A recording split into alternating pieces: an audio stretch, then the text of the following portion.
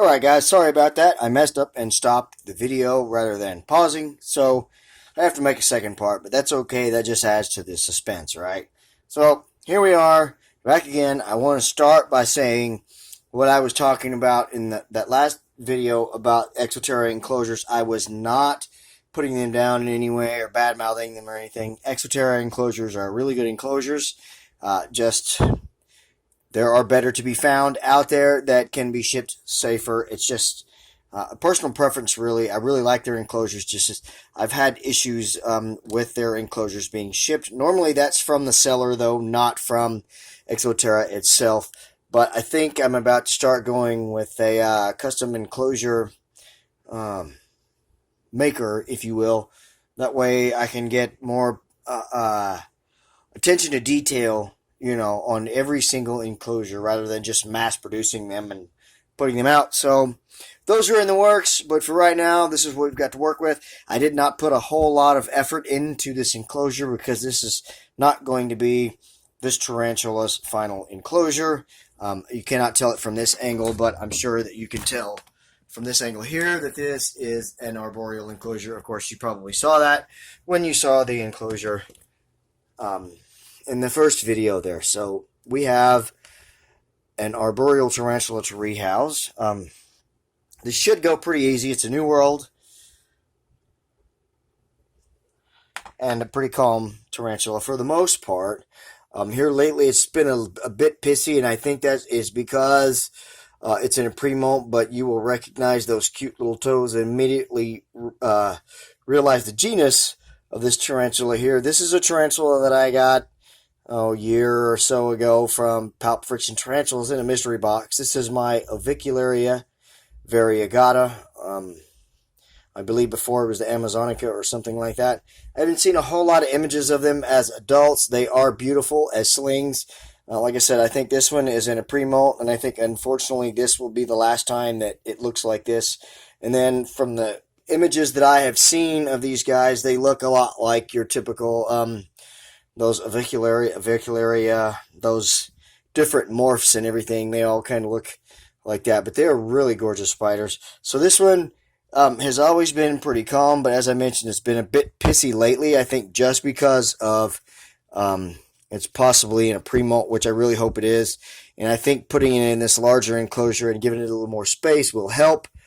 But it hasn't been really defensive or anything with me. But here lately, it's been just kind of defiant in wanting to move when I want it to move. And then every once in a while, it will throw the cutest but most non-threatening threat posture. So I am going to take a paintbrush, get down in there and touch its little bum, and let's see if it will just come right on out for us. Moving a lot better than I thought it would, but it's acting like it's going to turn and threat posture. I can already see it's flaring its fangs. So yeah, it is kind of pissy. Of course, understandably, I would not want to leave my home that I have been in. There we go with the threat posture.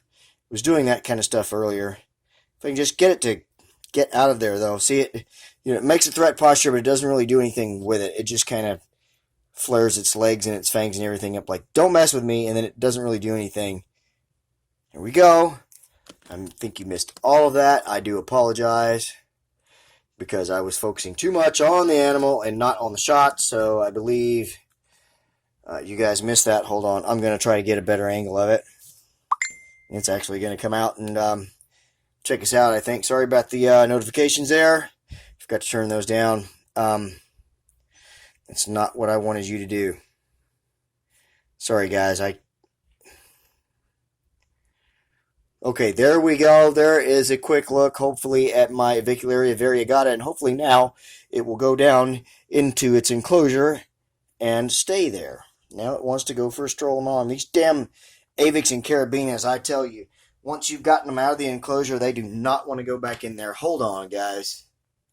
Alright, so I got it in its enclosure, and it has settled down in a corner there now. The thing about these damn Carabinas and Avicularias, since I've started keeping them when you do maintenance, if they come out of their enclosure, they don't want to go back in. They want to go for a stroll, and sometimes it can make for 10, 15 minutes of getting it, back in its enclosure, but that one went pretty well.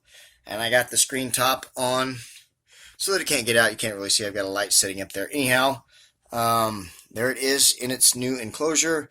Now I'll just kind of show you the makeup of this enclosure. Pretty simple. Just a little bit of substrate with some leaf litter, a quarter piece of cork bark stuck in a corner, which I have a feeling it is not going to use, just like my Caribbean Versicolor, which I rehoused last week. I was afraid of what it was going to do, and it actually did it. I'll show you that here in just a second. I'll get it up here on the light, and I'll show you what it did. But anyway, it did what I was afraid it was going to. Hopefully this one will actually kind of adopt this area back here in the back and stay away from the lid and the door. So we'll see over the next few days what it does, but I hope it likes its new enclosure, and I hope you enjoyed this video. If you did, please feel free to let me know with a thumbs up and a comment. If you have not subscribed, please do that. Share this video with your friends. Always take care of yourselves and each other, and especially in this crazy day and age. And thank you for watching. Take care. God bless, guys.